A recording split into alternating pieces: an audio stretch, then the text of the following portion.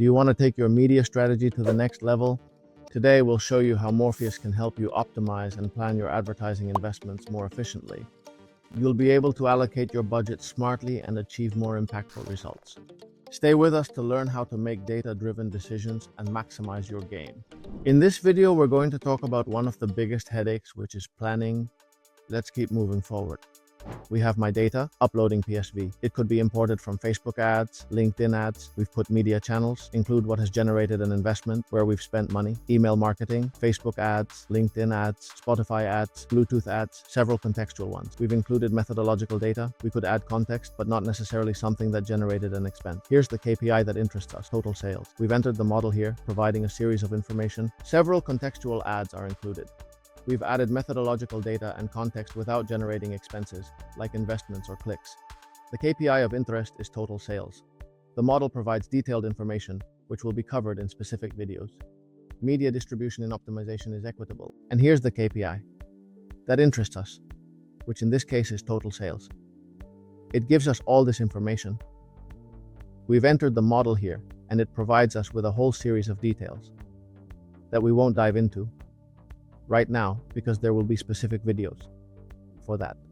Here in optimization, we see the distribution of the media is quite equitable. 1. Optimization proposal, which may seem subtle, but sometimes the small things make a big difference. It tells us to lower the email marketing from 17.27 to 3.6 for YouTube ads, and to raise it from 21.3 to 3.6. Let's raise LinkedIn ads from 20% to 23.1%, lower Spotify ads from 20.9% to 17.1%, and reduce Facebook ads from 20.1% to 19%. So there we go, and it tells us that we can improve by 2.67, and from here we move on to planning. So here we have two options. You'll see a budget, and this is going to help us answer the two big questions. Question number 1, I've been given $100,000 to invest this year. How do I distribute it? This is the big question. So here it's as simple as putting in the budget, in this case $100,000, and the period in weeks, which is 52. We've set it up like that, and it gives us this whole distribution. Here it tells us the planning strategy, where we can see to what extent it's the best option. It doesn't mean that we should stop here, okay? But if there's a point where we would totally saturate the audience, then it tells us what that point would be for each of them. Okay, here we can see it for each of the channels and so on. But at the end of the day, what really matters to us here is this part, which is how we distribute the budget across each of the channels on a weekly basis. 2001, and we see this graph here. You might be thinking, well, this is great, but maybe when it comes to putting it into practice, implementing it could be complex to read. Isn't it great for putting in a report? But how does it help me to invest? No problem. Now we have the CSV option here, which we can download directly, and it will give us exactly what we want. What you're really looking for is the distribution of each of the plans by week. Well, just look at this case, because this is a real gem. They really tell us how we should distribute the budget for each week. We have 1 in email, 70 on Facebook, 632 on Spotify, 697 in LinkedIn ads, and 460 on YouTube. And we add all of this up here. Gives us a value of 102,000 and 104. We've set 100,000. Well, in the end, it's not 100% exact. But at the end of the day, you also have to apply human intelligence. And as always, you need to keep optimizing. And really, well, if there are more models being created, you have to keep incorporating new data and so on. It's an initial plan of how we'll do it. Good. And here we have this distribution. The other question that we need to address is based on results. Hey, look, I want to make, for example, 5,000 this year. Okay, so how much do I really need to spend? Here it says 987,000.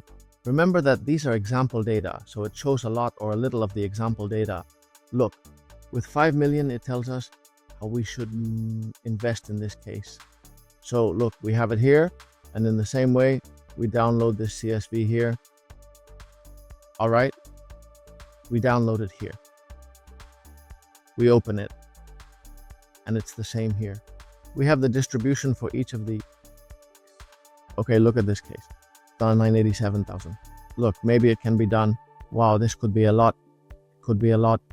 It's relative. It's very, very relative because look, by looking at the data, we're coming from a point where we're spending $456,000 in 2023 to make 3.5 million. In the end, what this has done for us is a way of spending 2,900,000, which is 500,000 more, but to go from 3.5 million to 5. So really, I think the benefit is quite clear here. Also think about it. If at any point you put a number here that doesn't make sense, it could throw an error. For example, if you put 1 million here, it would give us an error. But why would it give us an error? Is it because the platform is wrong? No, because it really doesn't make sense for you to say, how can I make 1 million in 52 weeks if I'm already making more than 3 million? In other words, it doesn't make sense in this case for the data we're opting for, right? And here, notice that you have everything as we can opt for it.